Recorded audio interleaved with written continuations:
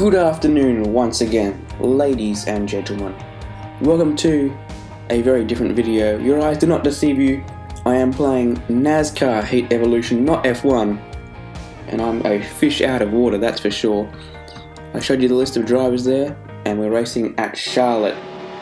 This is my number 20 Dollar General Toyota. I'm in place of Matt Kenseth, and this is actually my best lap in qualifying. You see all the cars on track for this session. The best qualifying time in the session will promote you to the 200 lap race grid in that particular order. Now there's a bit of lag going on. That'll come into play later in the event. But across the line we come for a 29-1. And on the grid that places me 9th, which I'm quite happy with. Top 10 out of 21 people is fantastic for a debut, given that I've never raced an oval league before. That was a great lap. And off the start we go. Still there? Now look at that jitteriness from the Action Jackson car there. That looks like the number 22. And it only gets worse from there. No caution straight away, but then there was a massive pile up here, which I just about avoided. And thankfully I did. Up to P6.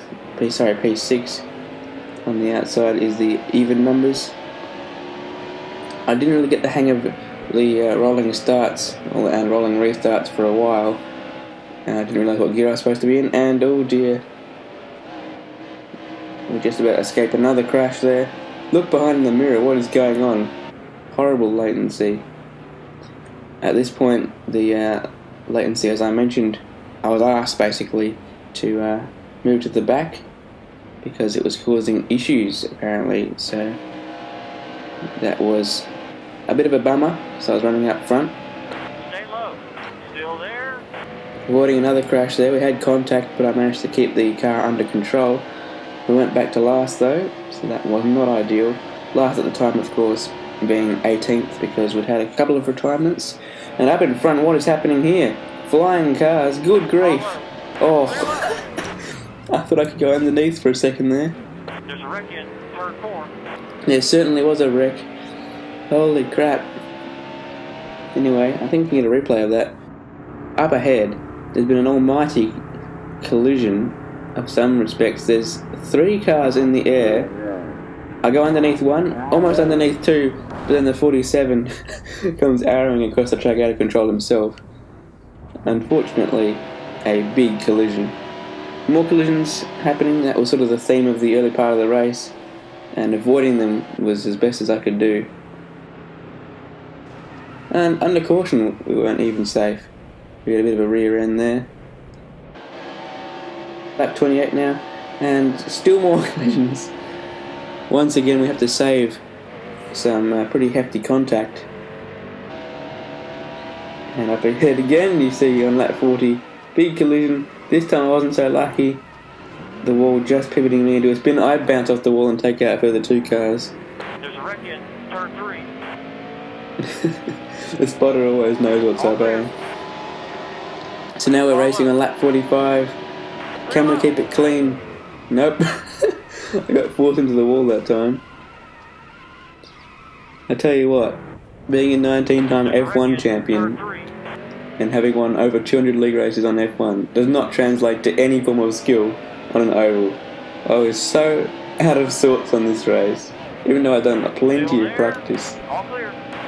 Car high. You'll see one of the funnier things coming up soon. But importantly, the leader and the top 5 get points at the end of lap 50 in what is called a stage in NASCAR. So that will be my aim here, getting to the line at the end of lap 50. What is that for lag? That was amazing. It looked like the number 42 had completely wrecked himself. Talking of wrecks though, this is a calamity. Given that there's going to be a yellow here, it's whoever gets the line on this lap, not lap 50, in the top 5, and we got there 4th by some miracle because everyone got wiped out. I was thinking of myself as a Stephen Bradbury there. Anyhow, here's the gem part of the race for me, other than scoring points on the stage.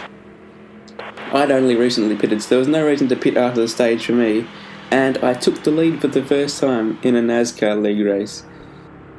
I had to ask where the restart lines were. I'd never experienced a NASCAR restart from the front, and apparently there's some red lines on the side, and I just about saw that one. Small buggers they are. Anyhow, we take the lead, and we're leading laps. Unfortunately though, this first lap in the green flag lead did come to a premature end because there was a caution which was called about now, but the ruling is to go to the start finish line and then slow down. So that's what I did. Got a car behind, very anxious to get past, but that is now off throttle and a caution period. If anyone's wondering why there's no yellow flags on the HUD, that's because we're in party chat and Discord to get everyone communicating so that we can call our own yellow flags. Apparently the game doesn't work particularly well in that respect. So, we're still in the lead at this point, although we've now got the car to our inside. It's the number 14, and Excise is through. Horrible lag from my perspective. I can only imagine what these guys are seeing. I saw his footage and it actually didn't look that bad about me, but potentially worse for other people. Now I hit the wall there, and I wonder if I caused that collision that caused the 42 to go onto the apron and spin out. We shall see. On the way back to the line, the next one lap around, I made a bigger mistake, hit the wall, and this time I definitely caused the collision that took out a couple of cars. Oh dear. Unfortunately at this point I was asked to disconnect due to my latency issues. Turn 3. Hopefully I'll be back next time. Either way, it was fun. I've been Jacko. See you guys next time in Pocono.